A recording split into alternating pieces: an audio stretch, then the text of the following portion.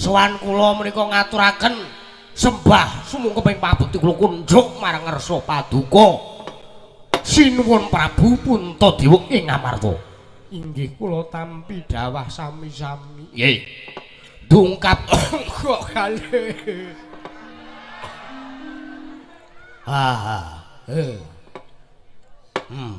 Kula watuk sinuwun. Inggih. Sampun kawit tanggal kalih. Dugi sapriki wah mboten mantun-mantun. Sampun kula pados ki tamba mrapa ki mawon dereng saged mantun. Sebab awit jalaran watuk menika mantunipun mawi. Yo! Menika sinten to jajanipun? Matur nggih matur ora kakan cangkem. Larak metu kowe. Koko Prabu sabar. Koko Prabu Sare. Senengane ora. Nek ratu kukan cangkem kukan pamer ngene iki ora seneng. Larake metu kowe minggir Kresna. Sare.